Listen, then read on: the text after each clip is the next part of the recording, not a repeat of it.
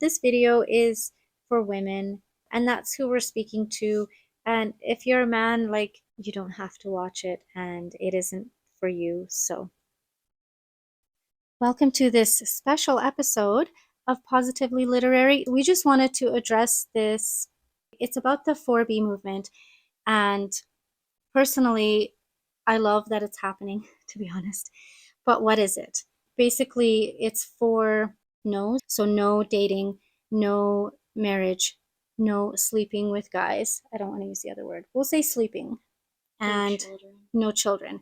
So that's the 4. And there's lots of reasons why that's happening, why this movement is happening in Korea. The reason it's reaching a lot of news media is because in the States, the women in the States are starting to pick up this. So there are some supportive men in this world that have helped us, who maybe treat us, I don't even know if I can say as equals, but are, supportive, but I don't want to sleep with them. So that's it. That's the 4B movement. I feel like it's a basic human free will to say whether you want to sleep with someone or not. So it does upset me that there are women right now, like creators, and they're women who are saying, oh, this radical, crazy movement and these feminists are being so radical. And like, what is so radical about not wanting to sleep with a man? Because what benefit is it to me? And when you really look at it, I feel like my eyes are being open, especially this one creator, YV Edit. I'm going to actually put some of her content in here so you guys can really understand what we're talking about here. She's so smart. I feel like she kind of opened my eyes to the patriarchy in a way that I can see how things really aren't equal right now, and men are quite entitled. I'll let her say something so you guys can form your own opinions. And if you don't know me, my name is Lisa. You may have seen my content on TikTok, but in case you haven't, I'm currently hyper focused on male female relationship dynamic. I have my own theories on why we are seeing such a different dynamic in modern dating and why we're seeing these new phenomenon like the 4B movement coming to the United States. And we're seeing a male loneliness epidemic, and we're seeing women stay single and childless. We're seeing women file for 7 out of 10 divorces, and just overall, we're seeing desire from women to sort of opt out of relationships until the dating pool improves. Let's talk about some of the data and statistics that I think are contributing to this current landscape that we're seeing.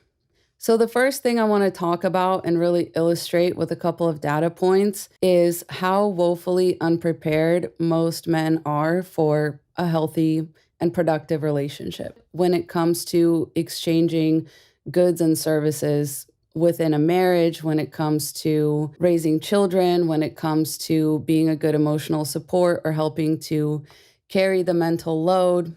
There's a lot of data to back this up. One of the biggest issues for women in the dating conversation comes down to housework, mental load, and the amount of effort that is put into a relationship. Now, just looking at housework, we see that when it comes to a single woman with no children, she will typically do about 10 hours of housework per week. When that same woman gets married, she begins doing 17 hours of housework per week. That is not including children. When you think about that, the only way that that's going to happen is if the man is actually creating more housework for the woman to do. The other conclusion that we can draw from that is that this is because men don't do the housework, or they don't know how to do the housework, or the housework is not important enough to them to learn how to do it. So they simply don't do it and they just leave it for their wife to do. And the only reason that would be happening is if they were simply not capable of bringing that to the table or not willing to bring that to the table. But it turns out that they will happily take it when women bring it to the table. Now, when it comes to married women with children and male partners, the statistic is somehow even worse because women who have children and a heterosexual partner and a heterosexual male partner do more housework than single moms. It says here, after adjusting for other factors, married mothers did significantly more housework and slept less than never married and divorced mothers. which runs counter to the notion that single mothers are time poor because they lack a partner to help with household chores and work for pay. And it just seems like as women are connecting all of these dots, this makes sense to opt out of dating or marriage or any kind of long term situation with a man. Because if you have experienced this in any way, like if you have experienced a loss of your time when you've moved in with a man, or if you have experienced just a blatant disregard for self-reliance or for housework or for your time when you first started dating or moved in with a man, it would make a lot of sense as to why you would opt out. I don't think that's crazy at all. So, in addition to the fact that women provide invisible labor to men and to the patriarchy in general by doing a lot of tasks that are very important and yet unpaid, women are also expected to perform for the patriarchy and to sort of be the scapegoat of the patriarchy, which is why I say that nobody is really on women's side. Because if anything goes wrong, whenever the patriarchy stops serving somebody, but especially men, the first people that we turn to look at and blame for this are women. And this is because to exist in the patriarchy is to perform certain roles. These are roles that largely benefit men at the expense of women and at the expense of women's invisible labor. When somebody gets an outsized benefit that they have done nothing to earn or to deserve, typically that is happening at somebody else's expense. So in this case, in the case of the patriarchy, men are centered at the expense of women. And women are basically turned into props to be used for invisible labor in order to prop up the men and in order to allow men to compete with one another. This is why we typically don't recognize women for their accomplishments, but we rather use their strengths against them. And we use their strengths against them in order to benefit and prop up men. So even though studies have shown that women are better leaders in the workplace and at home, a lot of times women are forced to shrink themselves in order to have a workable relationship with whatever men are in their vicinity. A lot of times they can be humiliated and reduced by the men, some of which could even be their subordinates, to just being a woman or to their appearance or to some of their other characteristics that are not valued within the patriarchy. Even though women are typically better natural leaders in the home and they actually know what's going on in the home and have a very holistic vision of routines and how things need to happen. And they have deep knowledge of their children and of all the quirks of running the house. A lot of times when they turn to therapy or religion or just to other women or men for advice, they are told that in order for a man to be as equal of a partner or as equal of a leader, then the woman's going to have to shrink herself down and not be demanding and not be bossy and not take the role of leadership away from the man. Whereas if a man was very well versed and had a holistic view of his family's routines and everyone's personality and everything that it takes to make a household run, we would automatically give him lots of credit for that. And we would call him a good and effective leader, head of household, etc. But when a woman does it, she shouldn't do that. And we're definitely not going to recognize women for it. And so even in areas where they tend to outperform men, women typically tend to get collapsed down to this idea of like, but are you feminine enough? Are you doing too much? Men don't like masculine women. Men won't listen to women leaders because women shouldn't be leaders. And that's a pattern I'm actually noticing covering the news and stuff. I see a lot, especially because my beat is crime and homelessness. So I have seen that there is injustice in the treatment of women. I've just seen a lot. Some men treat women like they're not even humans, like they're objects. Because you wouldn't treat another human like you wouldn't treat another human that way. So, like, what do they see us as? Exactly. So, and I have seen that. They don't cooperate, they compete. And they need to have very clearly outlined social ranks, or like they can't function without a very clearly outlined social hierarchy that they can fit like little lemmings into. So it's very hard for them to comprehend how they can succeed if women are also succeeding at the same time. Like that is absolutely like beyond their comprehension. And I'll bring it back once again to because they don't see you as an equal. They don't think that you are quite as human and as deserving as them. And it's that simple. That's the bottom line. If we're going to actually truly progress, we need to acknowledge there's a problem and we need to respectfully and maturely address it. But it's still kind of built in because we've made it a social norm to treat women this way. Women have to be held to such a beauty standard that's so unrealistic. Like even I don't know if I can say this word, but even looking at pictures of women in their bodies, like Oh, it's pornography. pornography, that is dehumanizing women. Like I actually think that's very disrespectful.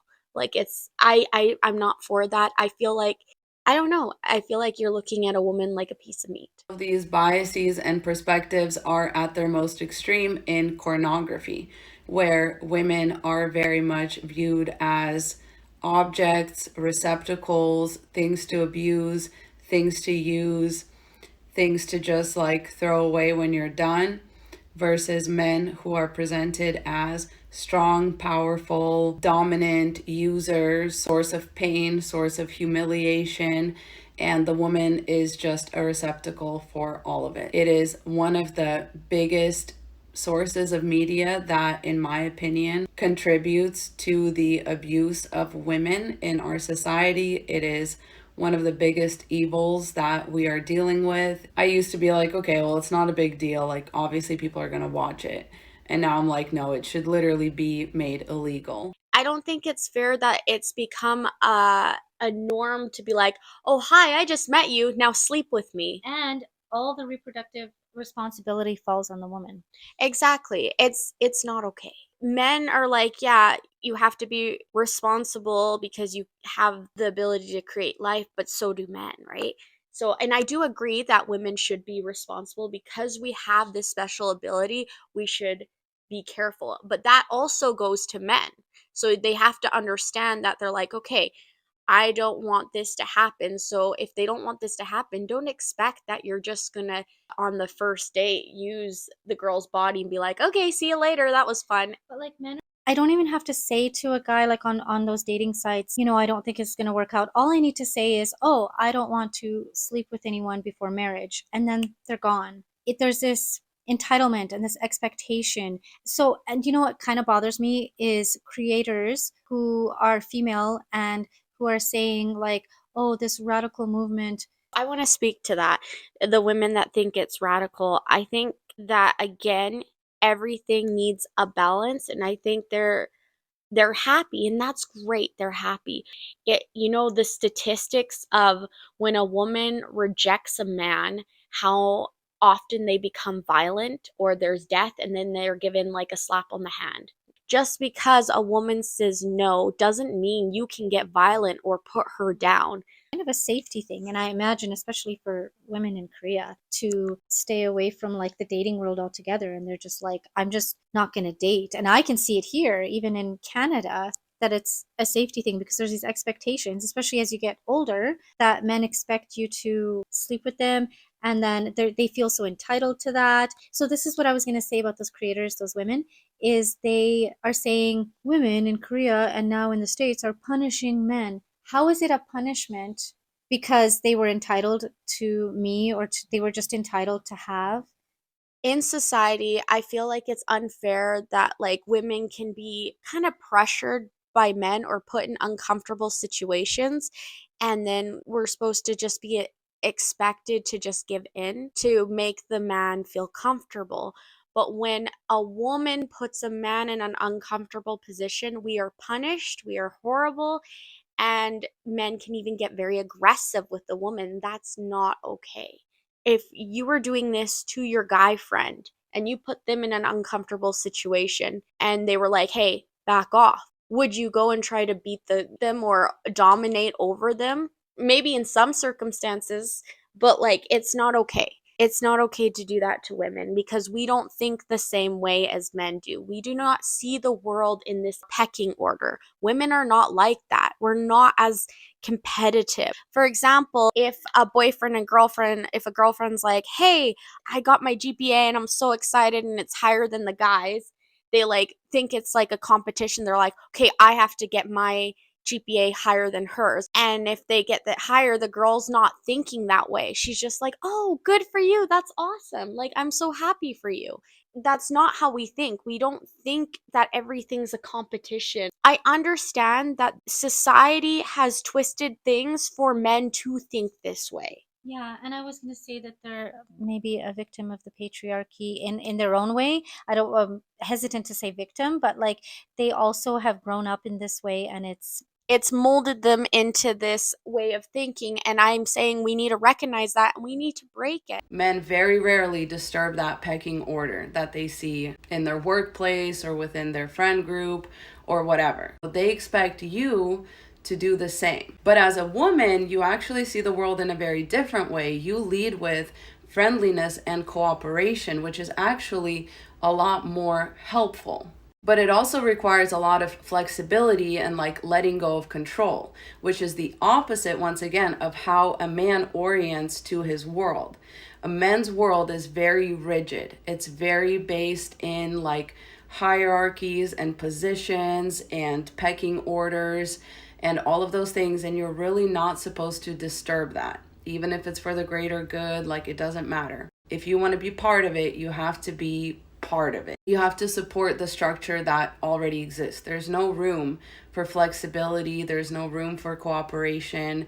It's a very much know your place until you're ready to dominate the person above you and move a step up. But all of that is very slow and painstaking, and the structure itself remains rigid, right? It's just the pieces get changed out. Whereas women view the world in a completely different way. It's like, yeah, let's cooperate, let's see what happens, let's plant this seed and see what grows here, right? It's not like we're just coming in and like switching things out based on a hierarchy. No, that's not how we're taught to move about the world, right? And women very much are not even expected to participate in this rigid hierarchical structure. Not only do people get mad at women for being like dominant or assertive, they also get mad at women for being too submissive, right? We get blamed for things. If we say we didn't know or we just believed somebody or whatever, it's like, why were you so stupid? You know, you should have thought for yourself. And it's like, oh, okay, so I cannot exist in this rigid structure then because that's not what you do here. And so what women are expected to do is to bend over backwards and cooperate with a smile on their face every time, while men are expected to sort of uphold the structure by being aware of the pecking order and submitting and dominating appropriately. That's just how their brain works. I kind of started this movement without knowing it was happening in my own sort of way. Even in 2020, I tried dating, and a couple years later, I got kind of fed up. And I honestly finally had peace when I decided I'm not going to date anymore. And you mentioned, like, oh, if the women are happy not dating, it's not even about being happy. It's just that it's dangerous out there. And it's just that we would be maybe happier if we were seen as equal human beings by other men, treated appropriately and all that stuff. Like, and I wanted to talk about Hollywood movies and how they keep us in this mindset that is unhealthy for women, and I'm really starting to see it now. And that's why I can't even watch romantic comedies anymore, because so here's a typical romantic comedy. She's dating a guy that's all wrong for her because he's, I don't know, high up in business and doesn't really love her, kind of stringing her along, and she's just so in love with him. She walks in on him, he's sleeping with someone else. Something happens and they break up. Where does that go? First of all, she's all broken up, and maybe her friends take her out drinking, and she's just a mess and eating ice cream. And we're shown that women should react that way because losing a man is like losing yourself or something. I don't know. So there's that example. Then how does she like rectify this situation? Basically, it ends up she finds another man. He's the solution. Like another man comes in and he's way better. And it gives us this delusional thinking that a man will come along and make our lives whole in some way, or like that's the solution. That's what we should be looking for or striving for as women, or that makes us have value. But that's so dangerous and so horrible. What about she realizes this man is a jerk and then starts to build her career instead of falling apart? She's like, I'm going to take a break from dating. She starts focusing on herself. I do want to talk about decentralizing men if we have time, and centralizing ourselves and centralizing other women in our lives instead of having that focus on men. And what these movies do is they do put your focus too much on men and on romance. Even the men who know how to do it, it can be weaponized against you. Like they can use it to kind of reel you in and bring you in, and once you're there, you get married. Then, oh, he doesn't romance me anymore, that kind of thing. I can't even watch a romance anymore. The 4B movement has opened my eyes a bit. This idea of like not dating. I had been thinking about getting back into dating, and this guy was messaging me, and I feel like I reacted completely differently now that the 4B movement. I didn't want to go again for coffee just because that's not enjoyable to me. And I realized how much I center appease men, because normally I would have been like, okay, let's go for coffee again because that's what he wanted to do. But I'm like, you know what? I have so much to do and it's not benefiting me. So suddenly I'm in this mindset of benefiting myself, which I feel like is a new concept and should not be a new concept, because men are always thinking what it benefits them. They almost have a entitlement. This woman will benefit me. Like we need to reclaim not self-love, but centralizing what's important to us. Reconciliation. There needs to be a reconciliation for women because there is a lot of hurt, and this didn't just come out of nowhere. Like, I know some people are feeling very threatened by this movement, but it's not actually that bad. Girls actually want a very emotional and deep connection before they even give themselves to a man. But do you think that that has to do with what we've seen in the movies? And is that unrealistic because men just think on a different level? Let's talk about it scientifically. When a woman, it's been proven scientifically, when a woman sleeps with a man, some of the man's DNA stays with her for a long time. Okay, it actually changes girls' brain chemicals, even. And I just want to point out too, depending on, I don't know what people believe, but I also believe on a spiritual level, you're taking on some of the negative, let's say even on an energy level. So like that's the closest you can get to a man, and you're taking it inside of yourself, not to mention all the risks of getting pregnant or that man getting violent. Like there's so much risk to women. It's not like women are trying to be jerks. We're putting our foot down. We're saying enough is enough. Well, you can't just use us and then run away. It's not okay. It's not fair.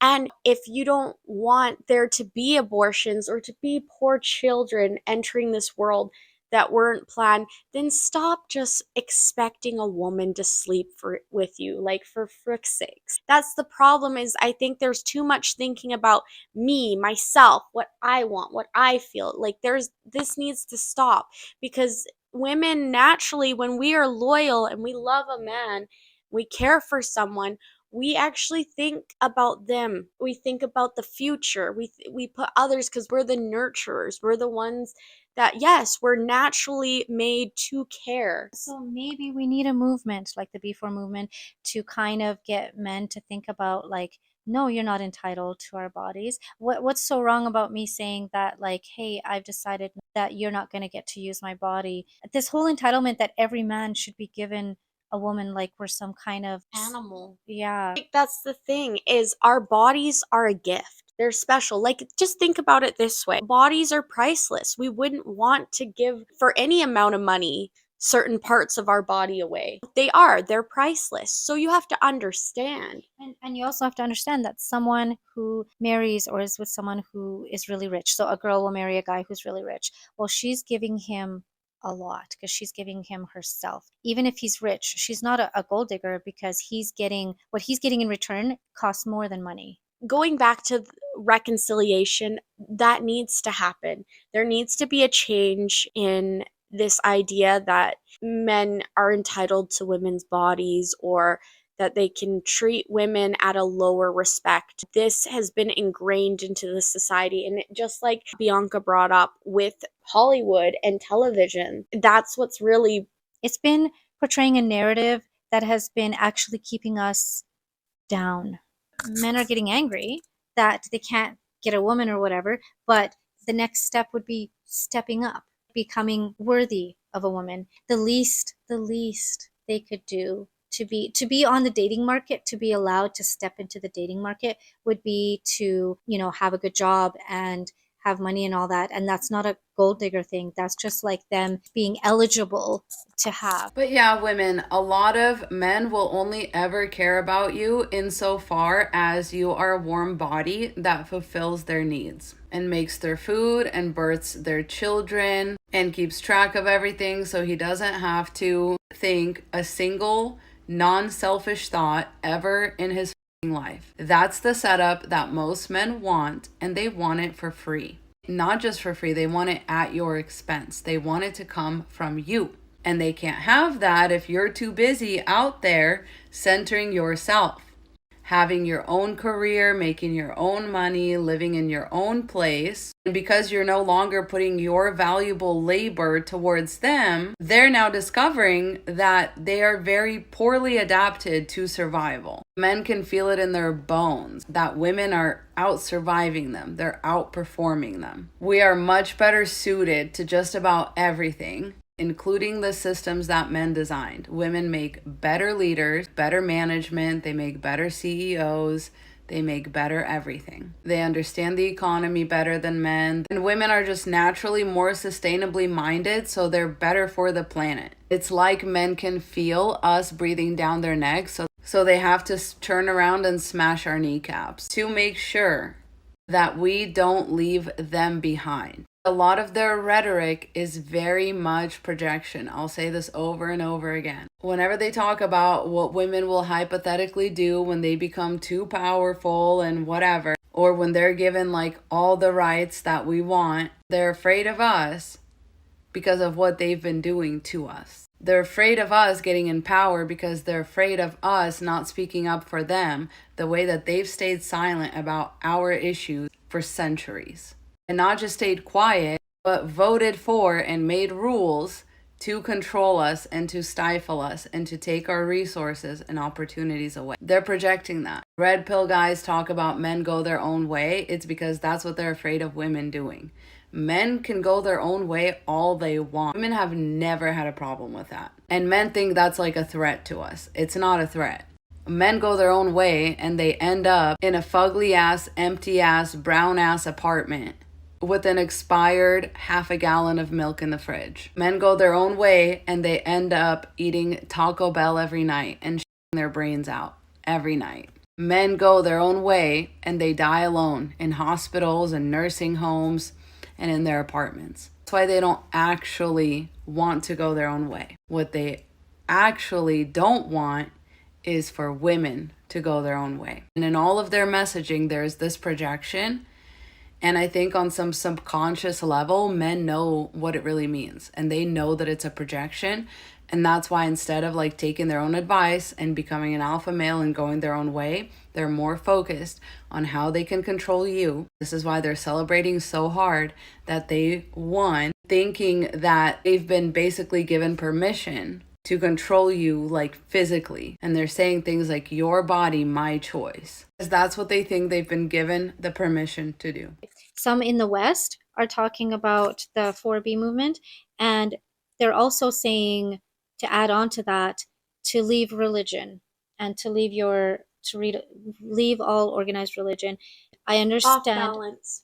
Yeah, so you're talking about balance, and I understand the way that man has looked at religion, but I don't feel like that is a necessary part of joining the 4B movement, because to be honest, like the spiritual reasons are one of the reasons also why I don't think it's a good idea to just to sleep with a man unless You have to bring culture into the equation. Like, for example, I'm going to talk a little bit about my husband. This might offend some Canadian men. I knew growing up that I never ever wanted to marry a Canadian man. And I'm sorry, but it's because I recognized certain things and I wasn't willing to lower my standard. Yeah, growing up, I had a certain standard, and I was like, I will not lower my standard. And I had a lot of men laugh at me and be like, you're never gonna find that.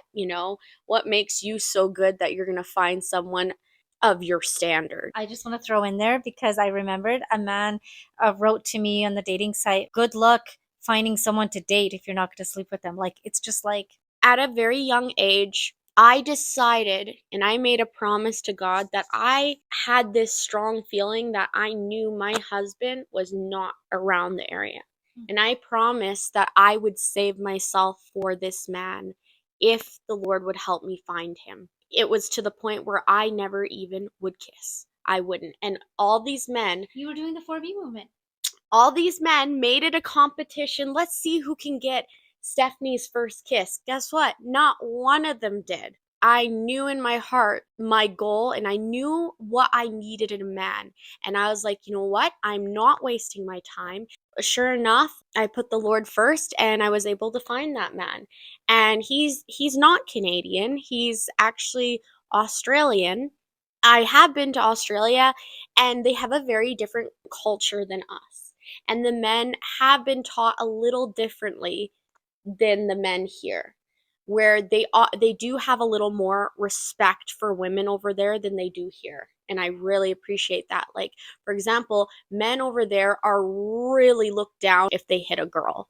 Yeah, other men will even go if they find out their mate has like hit a girl, they'll go and beat them because they understand. They're a little bit taught a little bit more about respect there. Statistically, they have less pregnancies, like accident pregnancies, and they have less rape. Yeah. They have less essaying over in Australia because they have included it very well in their schooling. And I did go to London, and the Queen was still alive at the time, and I was amazed by how many positions of authority and stuff that I saw women in.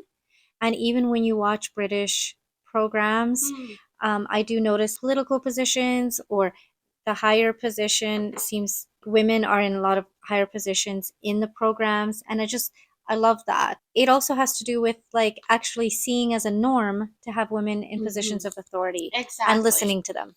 And I do want to acknowledge something. Yes, I agree that women are very different than men. We are different. I agree that men are very strong creatures, okay? Like I seen a man physically tear apart a wall with like 3 hits and I was like, "Holy crap. That is terrifying."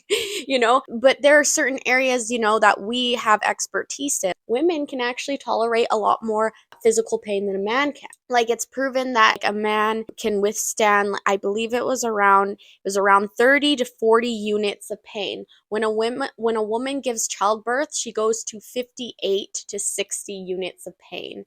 And that would kill a man. And I know that there's some women that are like, we can do everything a man can. And I don't fully agree with that. And that's a misunderstanding. Mhm. Equality actually would mean that you would do your strengths and then the other person would do their That's strengths. what I'm getting into. Men are like, okay, then you women go to war. Okay, then you women do that. I'm not saying that men don't have talents. We have different strengths in different areas, but that doesn't mean We're lesser than. yeah, it doesn't mean we're lesser than you. It just means we are meant. God created us to complement each other. Men have strengths in areas that women don't have strength in, and that is true. I feel like we are meant to complement each other. We're living in a world where it's not those ideals anymore, and the men have really. There's been abuse of privilege that's taken place, and it's sad. And it's true that there are certain places that are more culturally tolerant to women more than America or North America. But there's also cultures that are very nasty to women. And maybe the fear is that we might be headed a little bit in that direction at this point.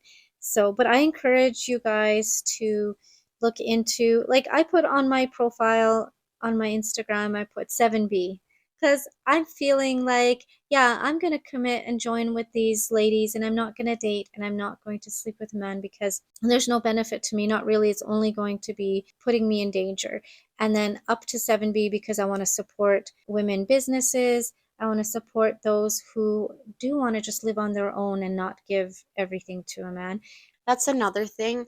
I'm tired of this when a woman decides, you know what, I want to be on my own. Like when a man does it, they're like, okay, cool, whatever. But when a woman does it, she's almost shamed for it. That needs to stop. Yeah, the cat lady thing. Yeah, that's not okay. You don't know what that person's been through. You don't know their traumas. You don't know their situation. You don't know what abuse or anything that led that person to that point.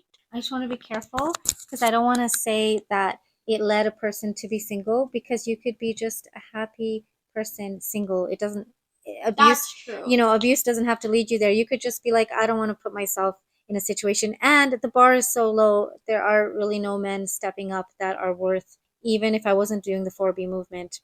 I don't think that, I mean, I haven't been finding anyone worthy of dating, if you know what I mean. We encourage you to do your own research and support other women. Please don't be a creator who goes on there or even a commenter who goes on social media and like puts down another woman. We're dealing with enough or like puts down this movement or something. I feel like there's enough suffering as it is. Why do we have to contribute to it? Yeah, and let's be supportive. Mm-hmm. Like, even if you're like, you know what, I don't understand the points or I don't see it, doesn't mean you need to take the time and energy to put down that person. I do believe in a healthy debate is fine, but there does need to be a balance. And I put 7B because now I remembered the other part of the movement is not giving your emotional energy. And part of that is not trying to constantly explain yourself. So men will come in the comments and might be like, well, whatever, I don't understand this.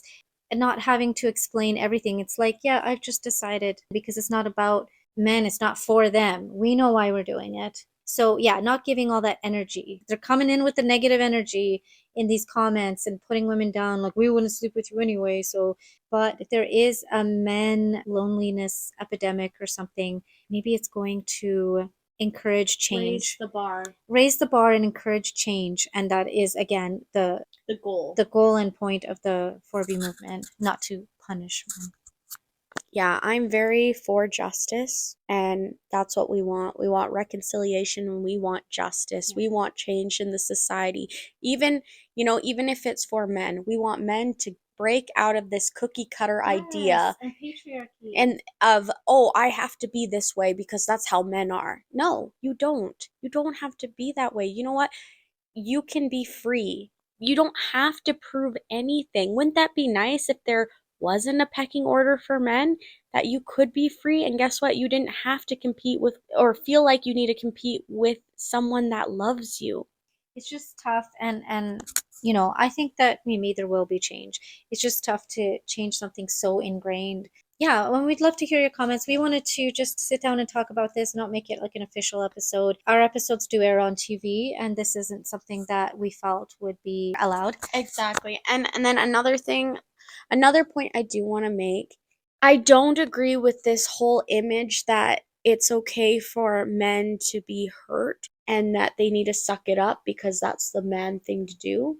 I think that that's not okay either. And that's a part of the patriarchy to be like, oh yeah, it's the pecking order and like these little boys being, and it is not as often as what you see with men doing it to women, but when you do see a young boy being assaulted or hit on by an older woman, I don't agree with it. We need the same respect. Just because we have strength in different areas does not mean we require less respect. Yeah. And I just want to say that I think the patriarchy also hurts men. It's not in a good place, and that's why these movements and stuff are happening because we need change and it hasn't been happening. I actually almost wanted to retract some of the things I said in one of our episodes because a lot of this new content has opened up my mind to seeing that no, we haven't gotten really far in women liberation and stuff like that. Like I had said, we don't want to see ourselves as victims, like we can move on. But the truth is, we're not ready to move on because it's still a patriarchy that needs to be disassembled. It needs to be reshaped into something more healthier and more balanced. And just how men are have moments of vulnerability, women do too. And just how there are moments like men are like, oh, frustrated or scared. It's very amplified for women. The moments you have ever felt the most vulnerable in your life, women are put in those positions so much more than men are. And we want it to stop. And mind you, again, what men perceive as hatred from women is women simply existing without them, having the audacity to just live their own life. That's the part they don't like. Because otherwise, why would they ever say, your body, my choice? Why would that ever even be an option? Think about it. And the reason I say that it's about to get vile and abhorrent against women and femmes out here is because men project that onto you. They think that misandry on women's side is the same thing as misogyny on men's side, when it's not even close. Men think that if we had the chance, we would do the same thing to them that they have been doing to us for centuries. When really, women just want to be left alone. They just want to be able to thrive and succeed on their own. And men are like, wait, no, don't do that. I want you to need a man. Like, why? Like, think about that. It's projection. It's because you don't need them. They're projecting that onto you. And that's why they're creating laws to make that a reality, so that they can actually hold that over your head, that you need them. Women only need men when artificial lack is created by men. Men need women regardless. Men can have all the resources in the world at their disposal, and they still will need women. And that's why their choice has been to hoard and keep those resources away from women and oppress women and keep them at arm's length away from controlling the resources. And that's why, ladies, we kind of have to make their fears come true. We have to take it. I'm not saying that we'll ever really be able to oppress men, because again, society doesn't give us that kind of power. But what we can do while we are able to is decenter them. Quiet quit on them. Act as if they're not there whenever you can. Act as if your only option is to buy from women, to patronize women's establishments, to read books by women, to watch shows made by women. Put your money where your mouth is, because men have been doing that towards shutting yours, so that you can't have anything. So you can't have rights, you can't have a voice, you can't have your own income, you can't have your own power, you can't have your independence. And because we as women don't need to operate out of such a scary and horrible lack mindset, we can make our point known by spreading our abundance amongst each other and just leaving men out of it entirely. Because honestly, there's nothing worse that you can do to men as a whole than to remove women's presence and women's forced labor and interactions and all of this from them entirely. That's the general plan, ladies. Protect yourself and create abundant women-only communities. The good men will understand. Love you so much, ladies. Godspeed. Mwah.